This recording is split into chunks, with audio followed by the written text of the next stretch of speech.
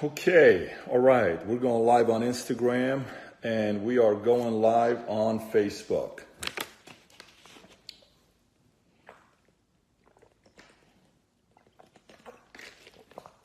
Instagram, we got JP Vanu, Hanlick, Crushin, Pato, Caleb. We got a bunch of people getting on Instagram.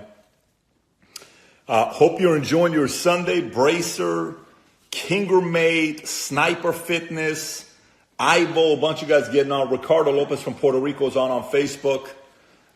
Gang, I'm hoping you're enjoying your Sunday. By the way, share the live.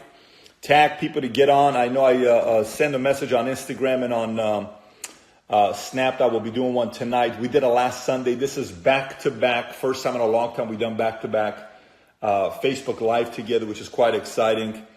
Yes, LeBron, Irvin is pretty exciting. Ray, just a lot of good things going on. It's been a very strange day today. If you're excited that LeBron is at the Lakers, comment below. And I really want to know where everybody is from. We got people from Mexico. We got people from Europe. We got people from all over the place. Kind of tag what part of the world you're from as well. Sam, you're my favorite buddy as well. Sandra Tikas, we got a lot of people here. Jason Alcia here from Windy City, Chicago. Okay, awesome. All right, well, let's get right into it. Look, I'm going to give you a couple of my thoughts. Tomorrow, I'm going to be in Newport at a private function. It'll be a, how do I put this? It'll be a political / economical / somewhat controversial event that I'm hosting for having to do with, anyways, I'll be in Newport tomorrow. It has to do with politics. It has to do with economy. I'm excited about it, but I don't want to talk about that here tonight. I do know I'm going to be in Newport tomorrow. Quick shotgun and I'll leave. And I was planning on being here for a while with you tonight. I will not be because I just got some news from Iran for my dad. And so it's not, it is not the most exciting news for my father. So if you can understand, I will not be with you here for too long. But I did want to keep my commitment and get on. I don't want to go on a downer. I don't need to bring more stuff on you guys on what's taking place with your life. But we had an interesting event that took place, a loss of a loved one. But we're going to be okay. We're going to be okay. We got a strong family here. Okay. So let's talk World Cup first. So people have been messaging me on World Cup, you know, what my thoughts are. Pat, what can we learn from business on World Cup? And is there a lesson to be learned as entrepreneurs from the World Cup? And I'm going to tell you exactly, I believe 100%. By the way, just so everybody knows, my Instagram is full batteries. My Facebook is full batteries. Keep tagging other people to get on. Keep tagging other people on Facebook to get on. I love the love I'm getting as I'm talking about content here on this side. Instagram, we're getting a lot of love on Instagram. Facebook, we're getting some as well here. So what can you learn from World Cup? What can you learn from World Cup and what took place and what can entrepreneurs take away from it? Look, here's the one thing I will tell you. Here's one thing I will tell you, and I think it's very, very important for everybody to remember this. Everybody to remember this. The highest paid guys in the World Cup. So there's two things today, right? You got people that are Messi fans. You got people that are Ronaldo fans. You got diehard Messi people, diehard Ronaldo people, diehard Neymar people, right?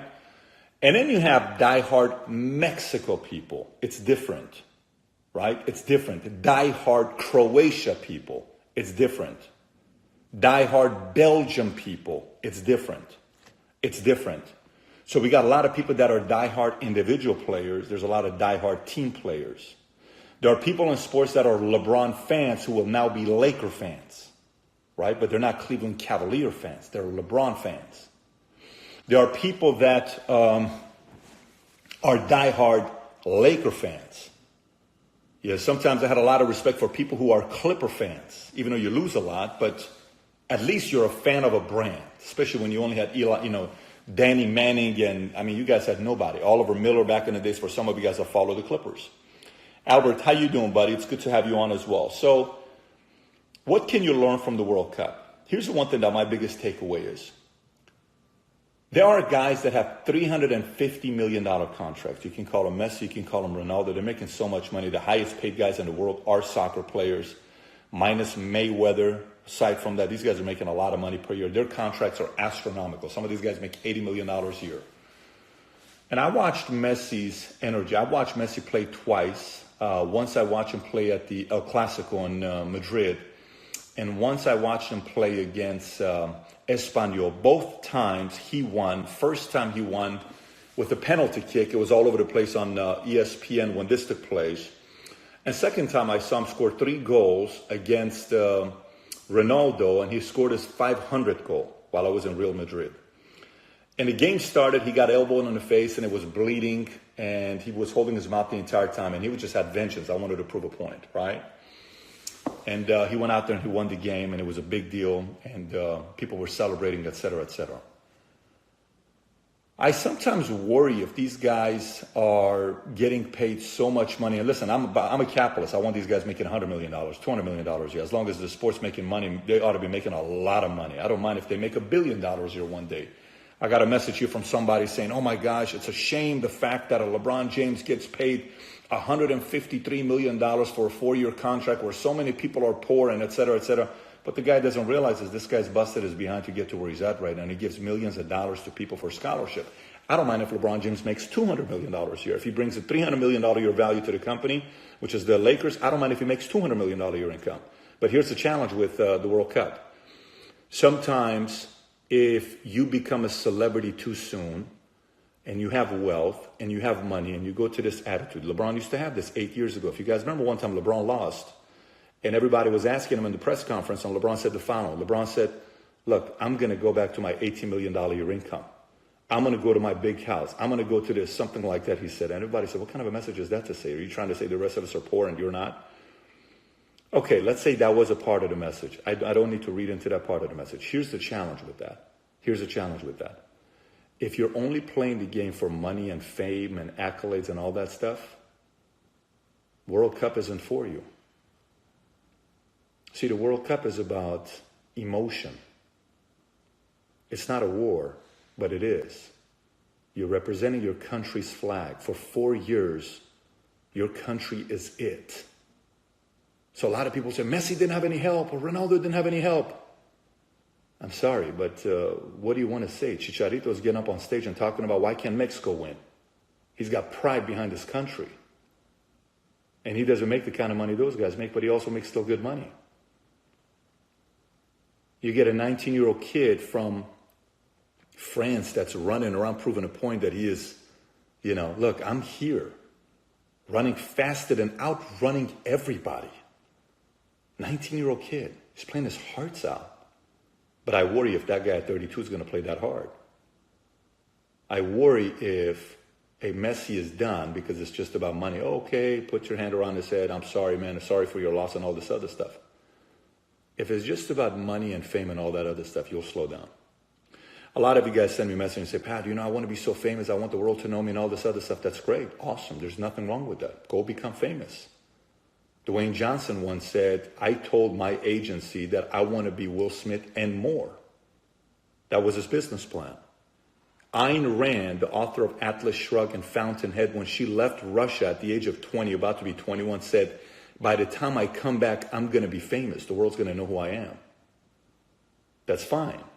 Nothing wrong with that. But it can't be just about the money. It cannot. I've had a lot of people I competed against with over the years. And those who were about money, they eventually slow down. Every single time. Every one of them. If it was just about money. It has to be bigger than that. It has to be something that gets you emotional. It has to be something that behind closed doors, you can go 7 minutes and you can go in a mode of crying. It has to get to that point. You have to be in tears when you lose. You have to have pain when you lose. I didn't see pain in Messi's eyes. I saw disappointment. I didn't see pain in these guys' eyes. I saw simple disappointment. It can't be like that. It's got to be more than that. Now somebody may say, well, they've experienced a lot of loss and all this other stuff. That's fine. I'm just telling you. Like this happens to a lot of people. You're coming up, everything is emotions. You're angry. You have a point to prove, and that's good. You got a chip on your shoulder. I have a prove a point. I can do something big. They didn't believe in us. We can pull this off together. We can go out there and make this happen. And if behind closed doors, like, Listen, who gives a shit? We're going to go back to our money anyways. Guys, let's face it. We have money. We have this. We have fame. We have all this other stuff. Can't be like that. That's a boring life, by the way. It's a boring life. Listen, I've been broke, and I've had no money. I've had millions, and I've had a net worth over 100 million. I had nice cars, the Ferrari, the Lambo, the i8, the Rolls Royce, you name them. I've had a lot of strange stuff that happened to my life. I live in a crazy home that could be a hotel for some people.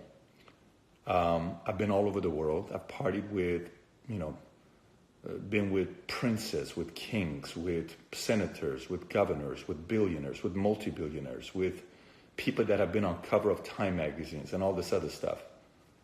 If it was just about money and fame, I would have stopped a long time ago. And so what does this have to do with you? Before some of you guys get upset, the diehard Messi fans, and say, screw you, you don't know what it is to be a Messi, and you don't know what it is to Ronaldo. Look, these guys are living their life. They're living their dreams. I got nothing against them. But the point of tonight's message isn't about those guys. It's about you. If you're just chasing for the money, that has a lifespan. If you're just chasing to go find out what it is to be a millionaire and drive nice cars and put it in people's faces, so okay, let's just say it happens, then what? And by the way, there's nothing, I highly recommend you being a millionaire. I highly, highly recommend you being a millionaire. So please don't take this as a altruistic message about altruism and, Patrick, you're not about becoming rich. I want everybody here to become a millionaire. I highly recommend it. I endorse it. I think you need to have several $1 million in a bank account. I think it's healthy for you if you have millions of dollars in a bank account. I highly recommend it. I'm not talking about that. I'm talking about it Sunday night. Most of the world is watching TV. You're on this Facebook Live. If you're paying attention and you're not doing big games and all this other stuff and watching TV, some of you guys are in a private place right now. And you're sitting here waiting for me to stop so you can ask your questions. This isn't about me. This isn't about, Messi. This isn't about Ronaldo. This isn't about LeBron James. This isn't about any of that stuff. This is about you tonight. Everybody at some point either has those moments where they step away and they question themselves, not question everybody else. You question yourself. What are your real motives behind closed doors? Are your motives good? Are you secretly lazy? Are you full of it? Your word means nothing to yourself. You're so full of it, you haven't taken the time out to sit down and figure out exactly who you really are. You don't even know who you are. You act differently in front of your mom. You're a different person in front of your dad. You're a different person in front of your friends, your peers, your coworkers. You're just a different person 8 times a day. It's a rough life to live, right? Because you have to act. Can you imagine if you have to act 10 different movies every day? Actors can't do that. Many human beings do this, right? It's not healthy for you. So I hope you, watching this, somehow, some way, this message comes to you to be thinking about what kind of a life you want to live and who you want to be. If you're going to go get money, great, awesome. It's got to be bigger than that. You'll stop. And then when you stop, and then what? Is it just, that's it? Was it just about you making the money and no more value for other people? It's got to be bigger than that. So while you watch some of these games, and you see some of them are just, this is national stage, I'm about to be famous, and some of them are playing their hearts out. It's hard to play your hearts out when you start making a lot of money. Very hard to play your hearts out when you start making a lot of money. It's very easy for a lot of you guys to say right now, oh, if I was in that stage, and some of you guys may say, Pat, you sound like a critic. I'm not. Everything to me is about me getting a lesson for myself. One of my dad's blood died tonight. I watched his reaction. I remember 6 years before his mother died, and he said, when my mother dies, you will see. I'm going to be happy. I'm not going to cry. I'm like, what is wrong with this guy? And I watched him like a hawk. I watched him tonight like a hawk. He has a reason to live. He's 76 years old. He's got 4 grandkids, 5 grandkids. Both his daughter and his son are alive. He works every day. The guy's a freaking machine. But he loves people, man. Everything to him is about a purpose. That's why I respect the man as much as I do. And so I want to emulate that.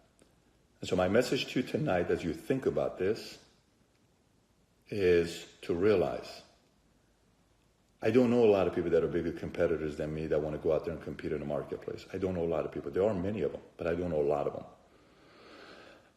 them. I am competitive.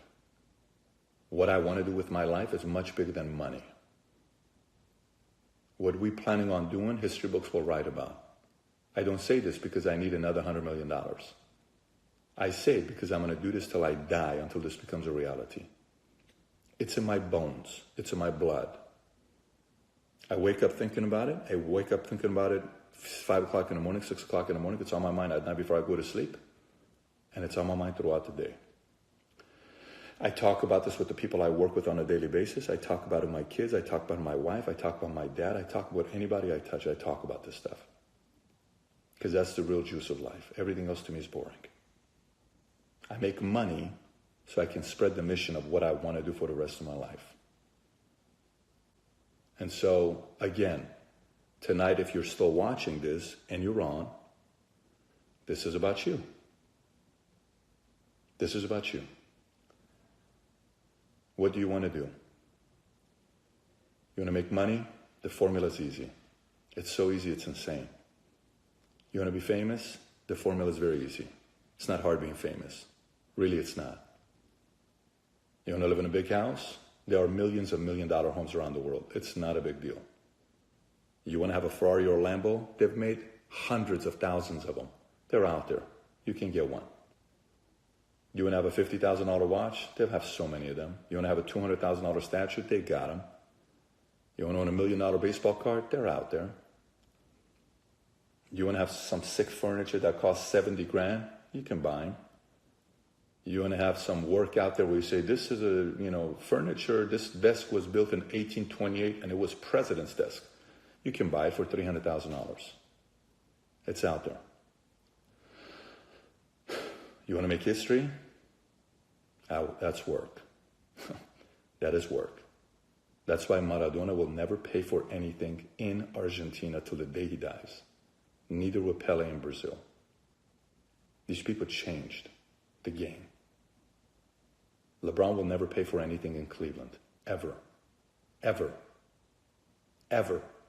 Only guy that ever brought a championship to the city of Cleveland. Cavs, Indians, Browns. He's the only guy. That's history. That's not money.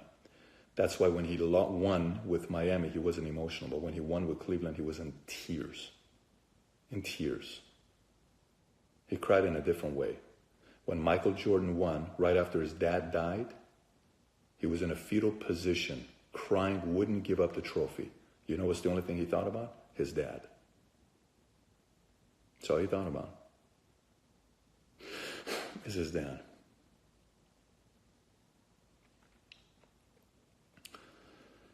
So, I hope that's what drives you. It's the message I had for you tonight. I hope that's what drives you. Everything else is secondary. Everything else is secondary. So, having said that, I'm going to stick around for a few minutes for questions. I got to go put my kids down, and I like to spend some time with my kids, with my dad. And so if you missed the part of it, I'm going to keep this live so you can watch the rest of it from the beginning. I highly recommend you do watch it from the beginning. And tag other people that need to also watch this and share it if other people want to watch it as well. But if you got any questions, I got 10 minutes with you. So let's get right into it. All right. I am looking at both of them. CB Monroe, you're the man. Thank you, buddy. Appreciate that. Victor from Zimbabwe, 4 o'clock in the morning. You're on, such a trooper. JP Vanu, great work, Pat. Thank you. Darth Maximus, I want to combat human trafficking on a massive scale. Go get him, baby. We need a lot of people doing that. Okay. Question. Whatever questions you got. Rodrigo asked me the question, how have you changed history? I haven't yet. I have not changed history yet. But I am certain that,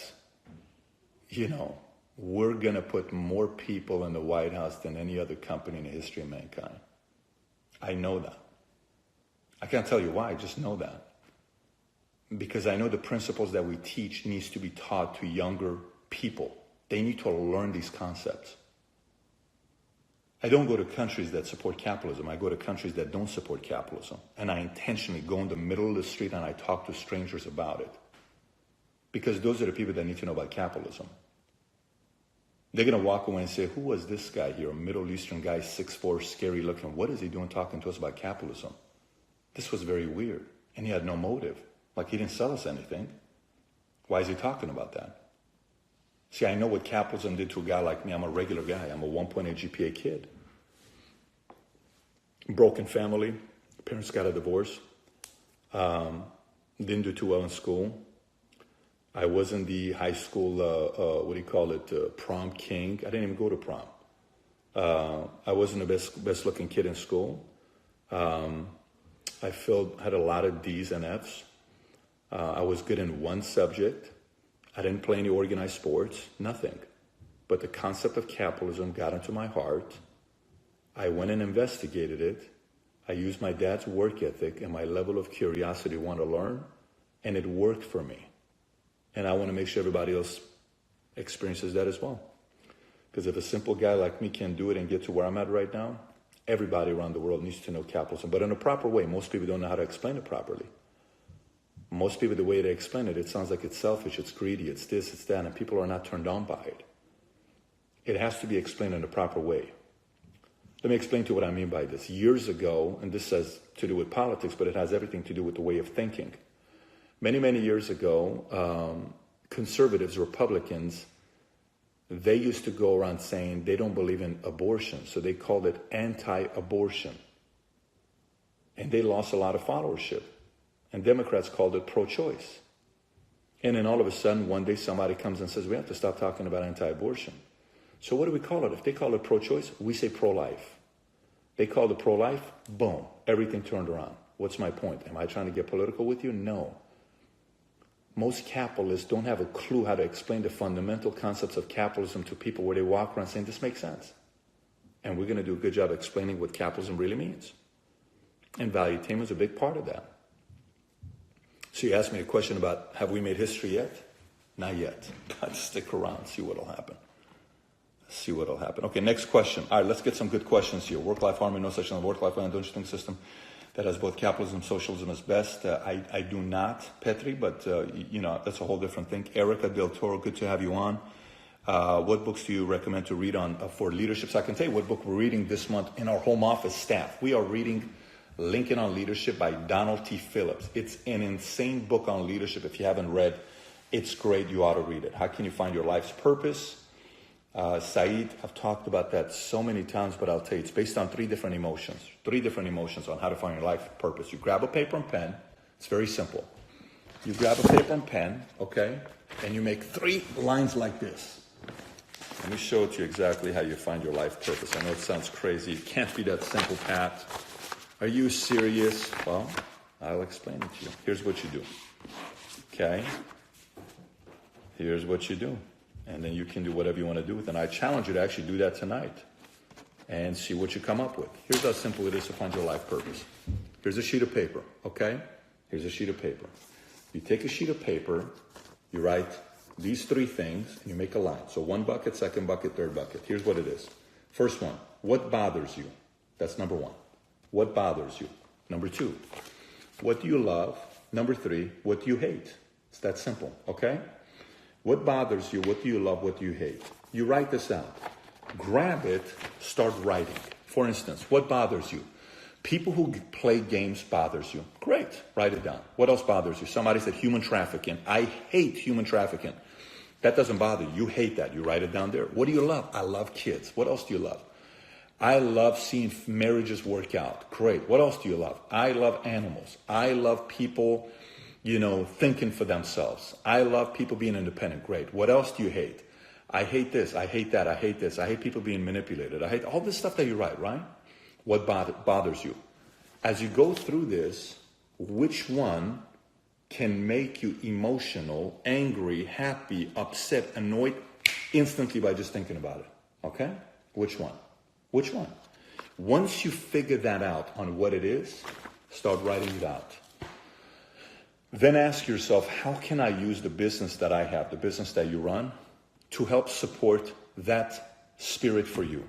For instance, for me, I hate manipulation. I hate it. I hate people who play games. I hate bullies. I genuinely hate bullies, right? Okay, Pat, what does that have to do with business? Everything. Our educational system bullies kids.